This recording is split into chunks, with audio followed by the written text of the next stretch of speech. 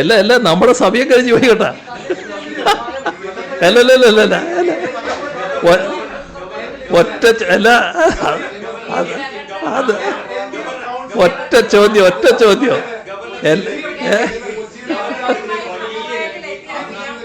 ആ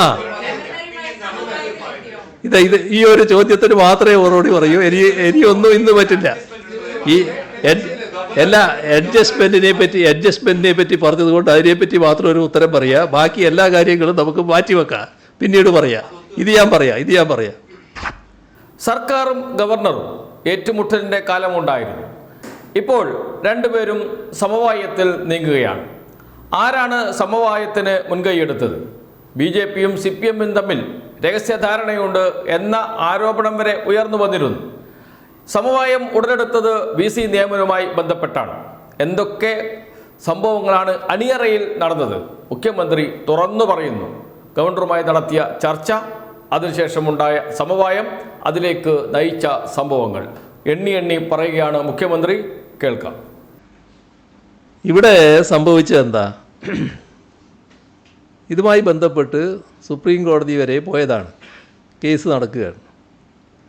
അപ്പോൾ ഞങ്ങളെല്ലാ ഘട്ടത്തിലും ഇത്തരം കാര്യങ്ങൾ സമവായത്തിൽ തീരണം എന്നുള്ള അഭിപ്രായക്കാർ തന്നെയാണ്. പക്ഷേ അതല്ലാത്ത നിലപാടുകളാണ് പല ഘട്ടങ്ങളിലായിട്ടുണ്ടായത്. സുപ്രീം കോടതിയുടെ കേസിൽ സുപ്രീം കോടതി പറഞ്ഞു, ഇതുമായി ബന്ധപ്പെട്ട് മുഖ്യമന്ത്രി ഒരു പാനൽ നൽകണം. ആ പാനലിൽ നിന്ന് ഒരാളെ ഗവർണർ നിശ്ചയിക്കണം, വൈസ് ചാൻസലറായിട്ട്. ഇതാണ് സുപ്രീം കോടതി പറഞ്ഞത്. ആ കേസിൻ്റെ ഭാഗമായി വന്നു, എൻ്റെ മുമ്പിലെത്തി. ഞാനത് പരിശോധിച്ചു, പേരുകൾ ഗവർണർക്ക് സമർപ്പിച്ചു. ഗവർണർ അതിൽ തീരുമാനമെടുത്തില്ല. അതിന് പകരം ചില പേരുകൾ നിർദ്ദേശിച്ചുകൊണ്ട് അദ്ദേഹം കോടതിയെ അറിയിക്കുന്ന സ്ഥിതിയുണ്ടായി. അപ്പോൾ അതിനോട് യോജിച്ചില്ല. സുപ്രീം കോടതി അതിൽ കുറച്ച് കർക്കശമായ നിലപാടെടുത്തു. സുപ്രീം കോടതി എന്നിട്ട് പറഞ്ഞു, ആ കർക്കശ നിലപാടെടുത്തുകൊണ്ട് സുപ്രീം കോടതി പറഞ്ഞു, ഇതിൽ ഗവർണറും മുഖ്യമന്ത്രിയും സമവായം ഉണ്ടാക്കേണ്ടതാണ്, അതിനുവേണ്ടി ശ്രമിക്കേണ്ടതാണ്. നമ്മുടെ രാജ്യത്തെ അത്യുന്നത കോടതിയുടെ ഒരു നിർദ്ദേശമാണ് സമവായം ഉണ്ടാക്കാൻ ശ്രമിക്കണം എന്നുള്ളത്. ആ പരസ്യമായ നിർദ്ദേശം വന്നപ്പോൾ ഞങ്ങളതിന് അനുകൂലമായി പ്രതികരിച്ചു. ഞാനപ്പോൾ വേറെ ചില പരിപാടികളുമായിട്ട് തിരുവനന്തപുരത്തിന് പുറത്താണ്. അപ്പോൾ ഇവിടെ എനിക്ക് വേണ്ടി, ഗവൺമെൻറ്റിന് വേണ്ടി ഉന്നത വിദ്യാഭ്യാസ മന്ത്രിയും നിയമമന്ത്രിയും കൂടി ഗവർണറെ കാണുക, അത് ഗവർണറെ അറിയിച്ചു. ഞാൻ തന്നെ അറിയിച്ചു, ഇങ്ങനെ കാണാൻ ഉദ്ദേശിക്കുന്നു, അവർ വരും. അത് സമ്മതിച്ചു, പോയി കണ്ടു. അപ്പോൾ സുപ്രീം കോടതി പറഞ്ഞ സമവായത്തിൻ്റെ ശ്രമമാണ് നമ്മൾ നടത്തുന്നത്. ആ ശ്രമത്തിന് ആ ഘട്ടത്തിൽ അനുകൂല പ്രതികരണം ഗവർണറുടെ ഭാഗത്തു നിന്നുണ്ടായില്ല. അതിൻ്റെ ചർച്ചയുടെ വിശദാംശങ്ങളിലേക്ക് ഞാനിപ്പോൾ പോകുന്നില്ല. ഏതായാലും അന്ന് യോജിപ്പുണ്ടായില്ല. അത് പിരിഞ്ഞ കാര്യം ഞങ്ങൾ സ്വാഭാവികമായിട്ടും ഞങ്ങൾക്ക് വേണ്ടി ഹാജരാകുന്ന അഡ്വക്കേറ്റിനെ അറിയിക്കുമല്ലോ. അത് സുപ്രീം കോടതിയുടെ മുന്നിലേക്കും എത്തുമല്ലോ. അപ്പോൾ സുപ്രീം കോടതി നിർദ്ദേശിച്ചനുസരിച്ചിട്ടുള്ള പരിശോധന ഈ കമ്മിറ്റി നടത്താനിരിക്കുകയാണ്. ഇപ്പോൾ ഒരു ദിവസം രാവിലെ 2 തവണ ഗവർണർ എന്നെ വിളിക്കുകയാണ്. ഞാൻ കുളിക്കുന്ന സമയമാണ്, അതുകൊണ്ട് ഫോൺ എടുക്കാൻ പറ്റുന്നില്ല. പക്ഷേ ഒരു തവണയല്ല, 2 തവണ അദ്ദേഹം വിളിച്ചു. അത് കഴിഞ്ഞതിന് ശേഷം വീട്ടിൽ നിന്ന് പറഞ്ഞു, ഇങ്ങനെ വിളിച്ചിരുന്നു എന്ന് പറഞ്ഞു. ഞാൻ അദ്ദേഹത്തെ അപ്പം തന്നെ തിരിച്ചു വിളിച്ചു. അപ്പോൾ അദ്ദേഹം പറഞ്ഞു, നമുക്ക് സംസാരിക്കേണ്ടതുണ്ട്, യൂണിവേഴ്സിറ്റി VCയുമായി ബന്ധപ്പെട്ട വിഷയത്തിൽ നിങ്ങളുമായിട്ട് എനിക്ക് സംസാരിക്കാനുണ്ട് എന്ന് പറഞ്ഞു. ഇപ്പോൾ ഗവർണർ അങ്ങനെ ഒരു ആവശ്യം ഉന്നയിക്കുമ്പോൾ ഞാനൊരു മുട്ടാപ്പോക്ക് നയം സ്വീകരിക്കുന്നത് ശരിയാണോ? അങ്ങനെ നയം സ്വീകരിച്ചാൽ നിങ്ങൾ തന്നെ എന്താ എന്നോട് ചോദിക്കുക, എന്താ നിങ്ങൾ അങ്ങനെ ഒരു നിലപാടെടുത്തതെന്നല്ലേ ചോദിക്കുക? ആരും അതല്ലേ ചോദിക്കുക. അപ്പോൾ ഞാൻ ഉടനെ പറഞ്ഞു, ഞാൻ വരാൻ തയ്യാറാണ്, പക്ഷേ ഉച്ചയ്ക്ക് മുമ്പ് എനിക്ക് ഒരു പരിപാടിയുണ്ട്. അപ്പോൾ ഉച്ചയ്ക്ക് മുൻപ് എനിക്കും പരിപാടിയുണ്ട്, ഉച്ചയ്ക്ക് ശേഷം കണ്ടാൽ മതി എന്ന് പറഞ്ഞു. അങ്ങനെ ഉച്ചയ്ക്ക് ശേഷം ഞാൻ പോയി കണ്ടു. കണ്ടപ്പോൾ അദ്ദേഹം ഒരു സമവായ നിർദ്ദേശം വെച്ചു. അത്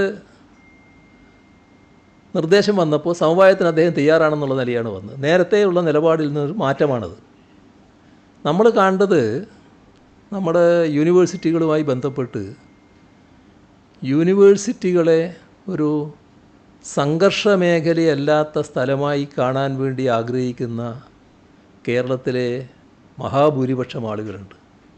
പഠിക്കുന്ന കുട്ടികളും രക്ഷിതാക്കളും മാത്രമല്ല, യൂണിവേഴ്സിറ്റികളെ സ്നേഹിക്കുന്ന മഹാഭൂരിപക്ഷം ആളുകളും അങ്ങനെയൊരു സംഘർഷ മേഖലയല്ലാത്ത യൂണിവേഴ്സിറ്റികളെയാണ് അവർ കാണുന്നത്.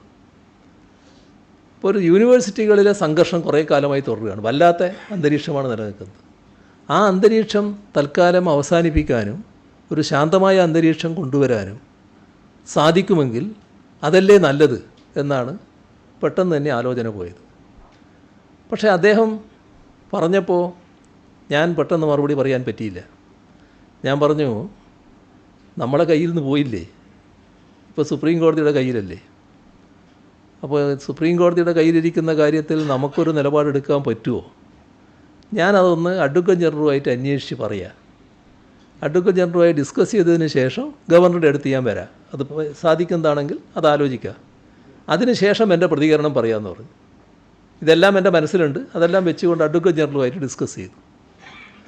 അപ്പോൾ അഡ്വക്കേറ്റ് ജനറൽ അതിൻ്റെ വശങ്ങളെല്ലാം പരിശോധിച്ച് അദ്ദേഹത്തിന് അതുമായി ബന്ധപ്പെട്ട് തുടർ നടപടികൾ സ്വീകരിക്കാമെന്ന അഭിപ്രായമുണ്ട്. പക്ഷേ അവിടെ ഹാജരാകുന്ന, സുപ്രീം കോടതിയിൽ ഹാജരാകുന്ന പ്രധാനപ്പെട്ട സീനിയർ അഡ്വക്കേറ്റാണ് ജയദീപ് ഗുപ്ത. അദ്ദേഹമായിട്ട് കൂടി ഒന്ന് ഡിസ്കസ് ചെയ്തിട്ട് പറയാമെന്ന് പറഞ്ഞു. ആ ഡിസ്കഷൻ കഴിഞ്ഞതിന് ശേഷം അദ്ദേഹം എന്നെ വിളിച്ചു. നമുക്ക് തുടർ നടപടി സ്വീകരിക്കാമെന്ന് പറഞ്ഞു. അങ്ങനെ ഞാൻ തിരിച്ചുപോയി ആ സമവായ നിർദ്ദേശം അംഗീകരിച്ചു. ഇതാണ് ഉണ്ടായത്. അത് നമ്മുടെ കേരളത്തിലെ ഉന്നത വിദ്യാഭ്യാസ മേഖലയ്ക്ക് ഗുണകരമായൊരു കാര്യമാണ്. ഉന്നത വിദ്യാഭ്യാസ മേഖലയുടെ ഭാഗമായി യൂണിവേഴ്സിറ്റികൾ ശാന്തമായ അന്തരീക്ഷത്തിൽ പോകണം. അതിന് ഈ നില തന്നെ തുറന്നും സ്വീകരിച്ച് പോകണം എന്ന് അദ്ദേഹത്തോട് ഞാൻ പറയുകയുണ്ടായി. അദ്ദേഹവും അത് അംഗീകരിക്കുന്ന നിലയാണുണ്ടായത്. അത് മെറിറ്റ് അടിസ്ഥാനത്തിൽ നമുക്ക് കാര്യങ്ങൾ നീക്കാം എന്ന് തന്നെ പറയുന്ന നിലയുണ്ടായി. അങ്ങനെയാണത് അവസാനിച്ചത്. ഇനി ഒരു കാര്യവും ഇപ്പോൾ പറയാൻ ഉദ്ദേശിക്കുന്നില്ല. ബാക്കി കാര്യങ്ങൾ പിന്നീട് നമുക്ക് പറയാം. ശരി.